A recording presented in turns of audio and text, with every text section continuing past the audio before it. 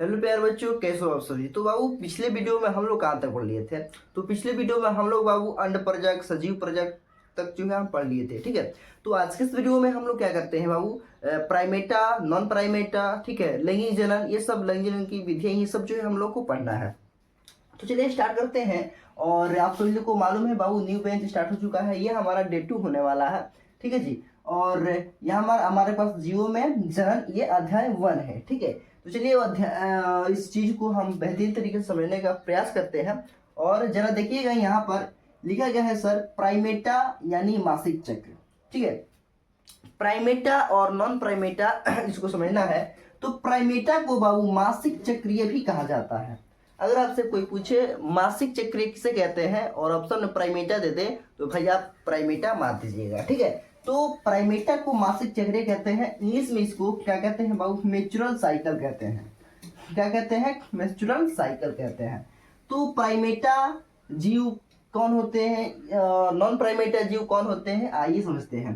जैसे कि प्राइमेटा यानी मासिक चक्रिया यानी मेंस्ट्रुअल साइकिल। ठीक है। तो इसका डिफिनेशन क्या है बाबू, यहाँ पर लिखिएगा, वैसे जीव जिसमें प्रत्येक माह, क्या बाबू, वैसे जीव जिसमें प्रत्येक माह अंडों का उत्सर्जन होता है, उसे उसे प्राइमेटा जीव कहते हैं। प्राइमेटा जीव किसे कहते हैं बाबू, यानी वैसे जीव जिसमें प्रत्येक माह अंडों का उत्सर्जन होता हो, उसे क्या कहते हैं बाबू, तो प्राइमेटा जीव कहते हैं। यानी देखिए यहाँ पर कि वैसे जीव जिसमें प्रत्येक माह अंडों का उत्सर्जन होता हो। अंडों का उत्सर्जन ऐसा मतलब प्रत्येक माह जो है, आप जानते हैं कि पीरियड के रूप में जो निकलता है उसे क्या कहते हैं भाई, अंडों का, मतलब कि भ्रूण को बनना और बिखरना। भ्रूण को क्या बाबू, बनना और बिखरना। ठीक है। तो वो हमारे पास और प्रत्येक माह उत्सर्जन होता हो, यानी क्या कहते हैं उसको, प्रत्येक माह जो है अंडों का उत्सर्जन होता हो, पीरियड के रूप में निकलता है। ठीक है, 28 दिन पे। ठीक है। तो ये जो है क्या, उस जीव को हम क्या कहते हैं बाबू, तो प्राइमेटा जीव कहते हैं। ठीक है। तो डिफिनेशन में क्या लिखा गया है, वैसे जीव जिसमें प्रत्येक माह अंडों का उत्सर्जन होता हो, उसे हम क्या कहते हैं बाबू, तो प्राइमेटा जीव कहते हैं। ठीक है। जिस एग्जाम्पल में क्या आ जाएंगे बाबू, मनुष्य, इसमें जो है मनुष्य आ जाएंगे, चिंपैंजी, ठीक है, और गोलिरा या फिर बंदर। ठीक है। ये सब क्या है बाबू, तो प्राइमेटा जीव है। यानी क्योंकि इसमें जो है प्रत्येक माह अंडों का उत्सर्जन होता है, बनता है, बिखरता है, बनता है, बिखरता है। ठीक है। तो उसे हम क्या कहते हैं बाबू, तो प्राइमेटा जीव कहते हैं। ठीक है। और इसमें जो है मनुष्य, चिंपैंजी, गुलिरा, बंदर आते हैं। ठीक है, यही सब आते हैं। अब चलिए जानते हैं बाबू नॉन प्राइमेटा, ठीक इसका उल्टा है, यानी मध्य चक्रीय जीव। नॉन प्राइमेटा को दूसरे शब्द में मध्य चक्रीय भी कहते हैं, और इंग्लिश में इसे क्या कहते हैं, डेस्ट्रल साइकिल कहते हैं। देखिएगा डिफिनेशन में, वैसे जीव जिसमें अंडों का उत्सर्जन प्रत्येक माह नहीं होता है, उसे नॉन प्राइमेटा जीव कहते हैं।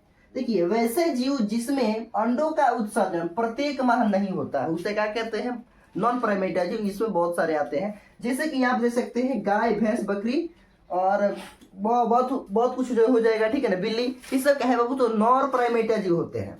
ठीक है। यानी वैसे जीव जिसमें अंडों का उत्सर्जन प्रत्येक माह नहीं होता हो, उसे क्या कहते हैं, नॉन प्राइमेटा जीव कहते हैं, यानी मध्य चक्रीय जीव कहते हैं। ठीक है। तो ये क्लियर हो गया जी। ठीक है। अब हम चलिए चलते हैं, आगे बढ़ते हैं। चलिए बच्चों, अब हम जानते हैं सर कि जनन जो है किस प्रकार की होती है और कौन कौन होती है। ठीक है। जब देखिए यहाँ पर सबसे पहला हेडिंग लगाया गया है सर, जनन। ठीक है। तो जनन किसे कहते हैं आखिर हम, यानी जनन क्या होता है। ठीक है। तो यहाँ पर देखिए परिभाषा में लिखा गया है, वह प्रक्रिया जिसके द्वारा कोई जीव अपने समान संतान की किसी दूसरे जीव को जन्म देता है, जनन कहलाता है। देखो भाई कितना आसान है, कि वह प्रक्रिया जिसके द्वारा जीव जो है अपने समान संतान, यानी वह जीव जो है अपने जैसा संतान को, अपने बेटे को, क्या बाबू, तो दूसरे जीव को, मतलब दूसरे जीव को जन्म देता है, यानी अपने बेटे को जन्म देता है। ठीक है ना, वो अपना खानदान बढ़ाता है, तो उस जीव को हम क्या कहते हैं बाबू, तो जनन कहते हैं। तो वह प्रक्रिया जिसके द्वारा जीव जो है अपने समान, यानी अपने जैसा संतान को जन्म देता है, यानी अपने बच्चे को जन्म देता है, उसको हम क्या कहते हैं बाबू, तो जनन कहते हैं। यानी किसी दूसरे जीव को, मतलब अपने बेटे को जन्म देता है, उसको हम क्या कहते हैं बाबू, तो जनन कहते हैं। तो जनन जो है बाबू दो तरह के होते हैं, एक होता है लैंगिक जनन, एक होता है अलैंगिक जनन। ठीक है, आइए देखते हैं। तो पहला है यहाँ पर अलैंगिक जनन यानी असेक्सुअल रिप्रोडक्शन। ठीक है, दूसरा है लैंगिक जनन यानी सेक्सुअल रिप्रोडक्शन। देखिए लैंगिक जनन, अलैंगिक जनन में क्या होता है, इसमें जो है बाबू नर मादा की आवश्यकता होती है। ठीक है जी, इसमें क्या होती है, लैंगिक जनन में क्या होती है, नर मादा की आवश्यकता होती है, लेकिन अलैंगिक जनन में जो है एक जीव की आवश्यकता होती है। ठीक है ना, तो यहाँ पर जो है क्लियर आप लोग कर लीजिए। जैसे कि अलैंगिक जनन में क्या होता है कि एक जीव जो है अपने संतान को उत्पत्ति कर देता है, और लैंगिक जनन में क्या होता है, दो जीव लगते हैं यानी संतान को उत्पत्ति करने में। ठीक है, और यहाँ पर इसको जो है अलैंगिक जनन को असेक्सुअल रिप्रोडक्शन कहते हैं और लैंगिक जनन को सेक्सुअल रिप्रोडक्शन कहते हैं। जैसे कि यहाँ पर पहला लिया गया है बाबू अलैंगिक जनन यानी असेक्सुअल रिप्रोडक्शन। आइए देखते हैं। जैसे कि यहाँ पर लिखा गया है बाबू, जनन की वह क्रिया विधि जिसमें केवल एक जीव के द्वारा संतान की उत्पत्ति होती हो उसे हम लैंगिक जनन कहते हैं। क्या वो जनन की वह क्रिया विधि जिसमें केवल एक जीव की, मतलब कि एक जीव जो है अपने संतान को उत्पत्ति करता है, केवल एक जीव, नर हो या फिर मादा, तो केवल एक जीव जो है अपने संतान को उत्पत्ति करता है, तो उस जीव को हम क्या कहते हैं, उस जनन को क्या कहते हैं, तो लैंगिक जनन कहते हैं। ठीक है, तो यहाँ पर देखो, जनन की वह क्रिया विधि जिसमें केवल एक जीव के द्वारा संतान की उत्पत्ति होती हो उसे हम क्या कहते हैं बाबू, तो अलैंगिक जनन कहते हैं। ठीक है जी, अब चलिए जानते हैं बाबू अलैंगिक जनन की जो है क्रिया विधि के बारे में जानते हैं, कितने तरह से जो है अलैंगिक जनन हो सकती है। ठीक है, तो चलिए बाबू अब हम बात करते हैं यहाँ पर कि अलैंगिक जनन की विधियां। अलैंगिक जनन के बारे में जान लिए हैं कि वह जीव जो बाबू केवल एक जीव का जो है, समझे ना, मिलकर जीव का उत्पत्ति करता है, जिसे अलैंगिक जनन कहते हैं।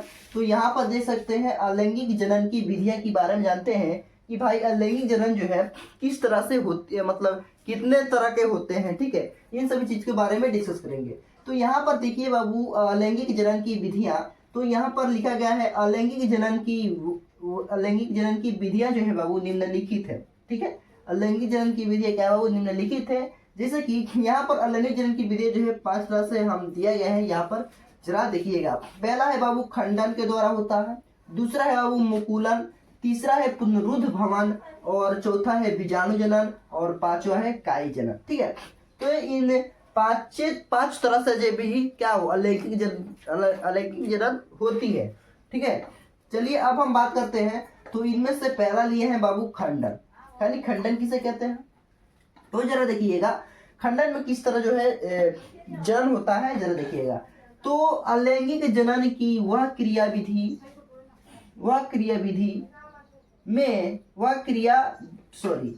अलैंगिक जनन की इस विधि में जीव के शरीर, अलैंगिक जनन की वह विधि जिसमें बाबू क्या, जीव के शरीर खंडित होकर